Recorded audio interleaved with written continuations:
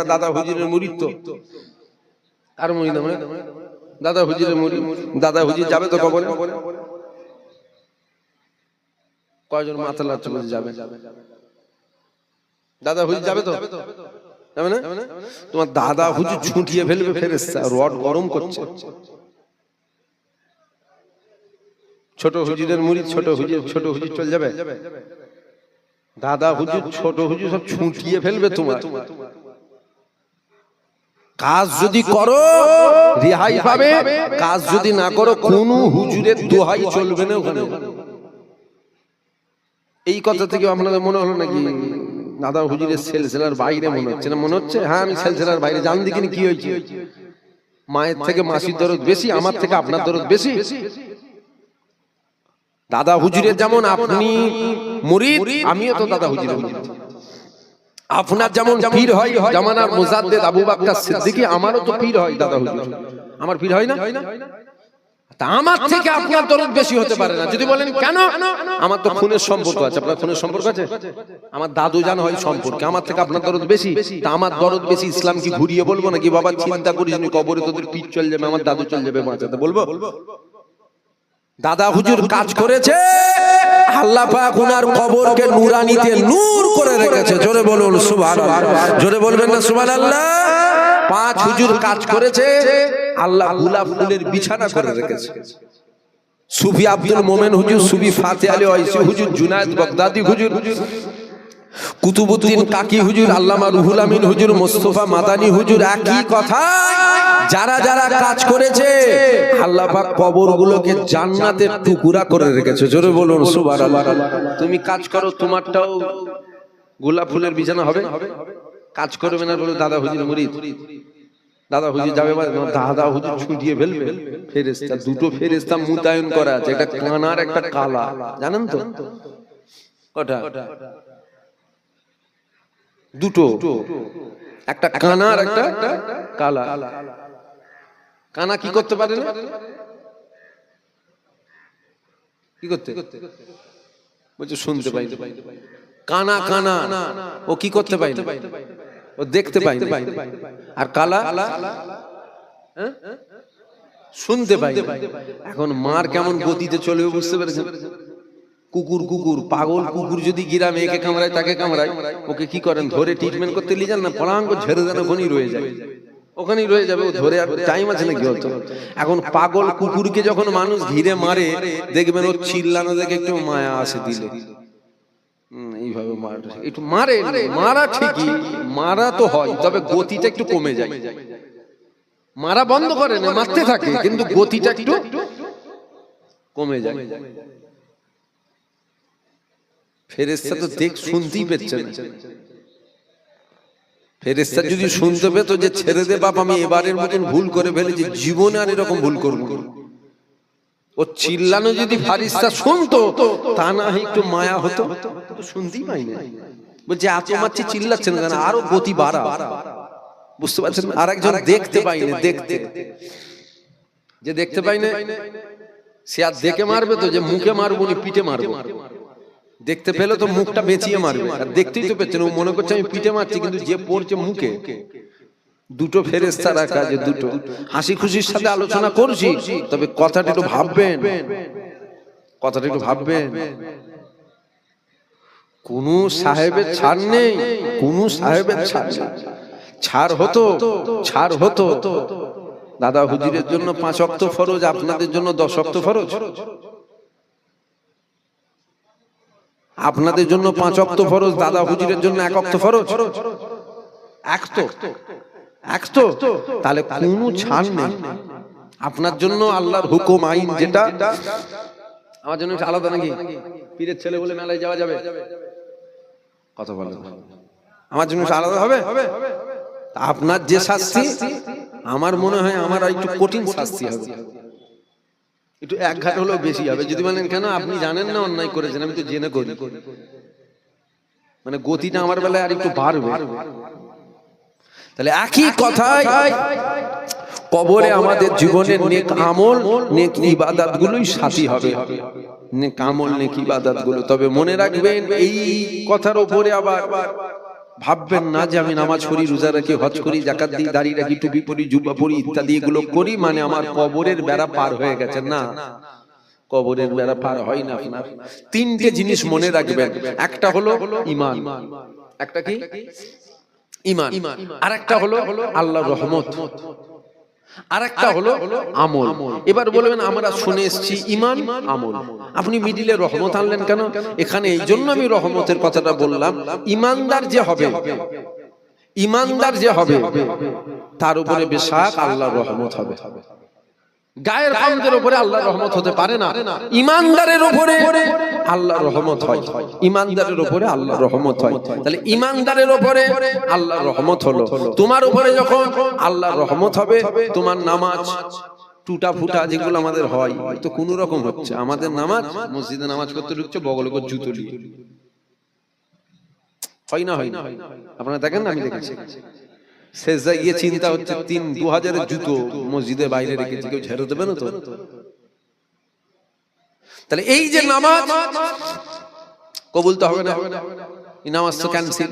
তাহলে এই নামাজ তখন কবুল হবে যখন আপনার উপরে আল্লাহর, আমার কথা বুঝাতে পারছি আপনাদের? আপনি যদি ঈমানদার হন আপনার উপরে রহমত হবে। আর আমরা কখনো হযরতে আলীর মতো নামাজ পড়তে পারেন? পারবো না। তাহলে আমাদের নামাজ উনাদের নামাজের সাথে তুলনা হয়? তুলনা হবে না। তাহলে আপনি যদি ঈমানদার হন আপনার উপরে রহমত হবে, আপনার উপরে যদি রহমত হয় আমাদের যে টুটা ফুটা আমলগুলো আছে আল্লাহ রহমত করে এই আমলগুলোকে কবুল করে নেবে। জোরে বলুন সুবহানাল্লাহ। নামাজ পড়ে নিয়েছেন মানে ভাববেন না যে আমার কবরের বেড়া পার হয়ে গেছে, না, রহমতেরও প্রয়োজন আছে, রহমত ছাড়া তো উনি ফেঁসে গেছেন। এ ছেলেরা, যুবকেরা, বারা, তরুণীরা, এ আমার নবী পাকের প্রেমিকেরা, আল্লাহ পাক কিয়ামতের ময়দানে বিচারক হয়ে গেলেন। আল্লাহ পাকের সামনে একটা বান্দা হাজির হয়ে গেল। আমার আল্লাহ পাক ওই বান্দাকে বলেছিল, এ আমার বান্দা তুমি কি আমল করেছো আমাকে দেখাও। ওই সময় বান্দা আমার আল্লাহকে দেখাতে লেগে গেল, ওই বান্দার আমল আল্লাহ দেখতে লেগে গেল। কোনো আমল নাই, কোনো ইবাদত নাই, কোনো ভালো কাজ নাই, কোনো নেক কাজ নাই। আমার আল্লাহ পাক আমলে দাড়ি পাল্লায় আমল চাপিয়ে দেয়া হলো, গোনা দাড়ি পাল্লায় গোনাগুলোকে চাপিয়ে দেয়া হলো। এমন সময় দেখা গেল আমলের দাড়ি পাল্লা হালকা হয়ে গেছে, গোনা দাড়ি পাল্লা ভারী হয়ে গেছে। আমার আল্লাহ পাক ওই বান্দাকে আযাবে জাহান্নামী বলে ফয়সালা ঘোষণা করে দিল। আমার আল্লাহ পাক ওই বান্দাকে জাহান্নামে যাওয়ার আদেশ করে দিল। এ ছেলেরা, যুবকেরা, আমার আল্লাহ যে হুকুম করে দিল, এ বান্দা যাও জাহান্নামে চলে যাও, ওই বান্দা মাথা হাত করে নিয়ে জাহান্নামের দিকে ছুটতে লেগে গেল।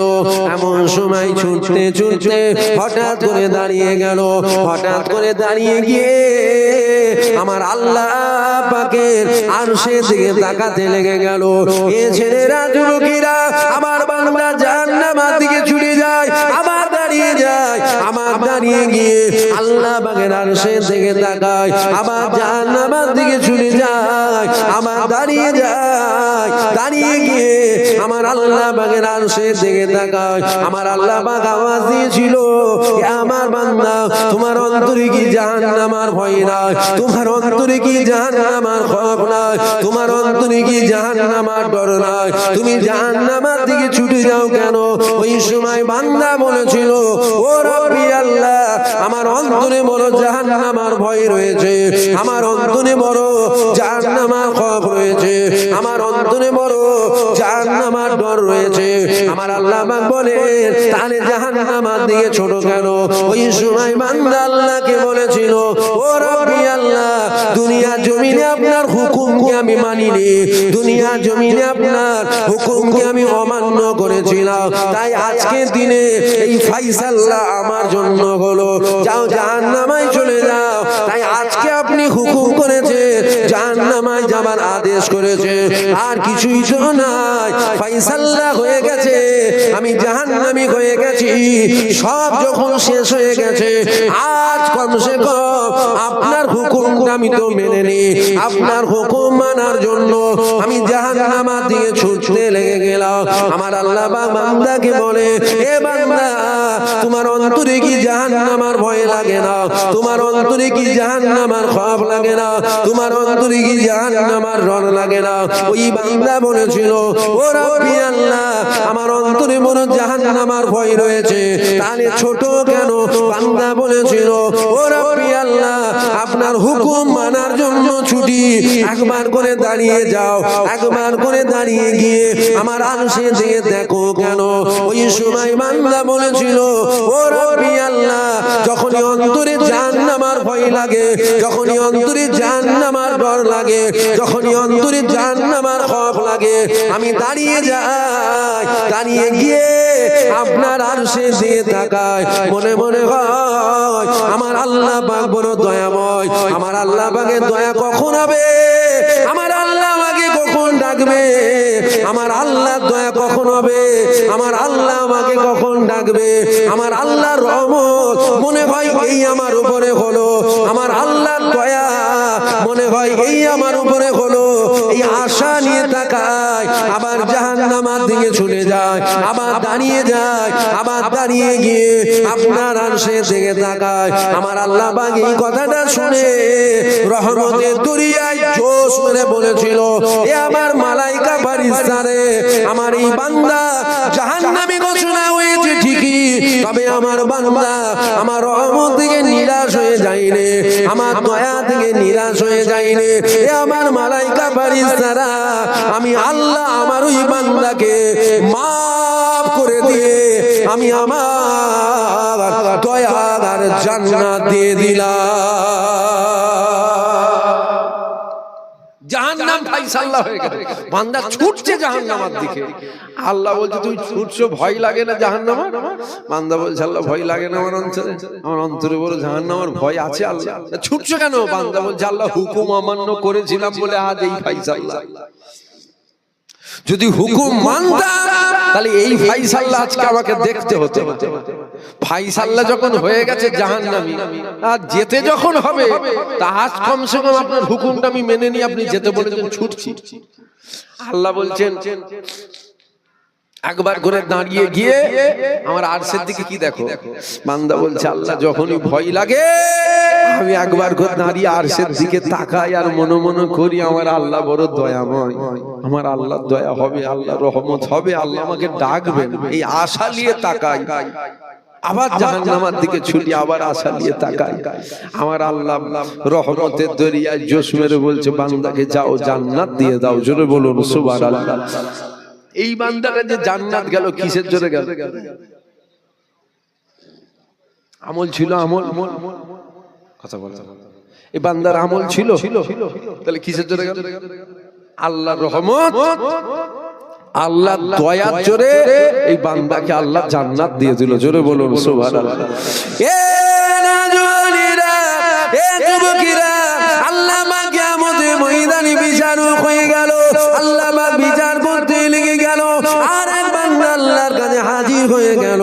আমার আল্লাহ পাক ওই বান্দাকে বলেছিল, এ বান্দা তুমি কি আমল করেছো আমাকে দেখাও। ওই বান্দা আল্লাহকে বলেছিল, ও রব্বি আল্লাহ, আমার জীবনে কোনো আমল নাই, আমার জীবনে কোনো ইবাদত নাই, আমার জীবনে কোনো ভালো কাজ নাই, আমার জীবনে কোনো নেক কাজ নাই। ও রব্বি আল্লাহ, আমার আমলের খবর তো আমি জানি।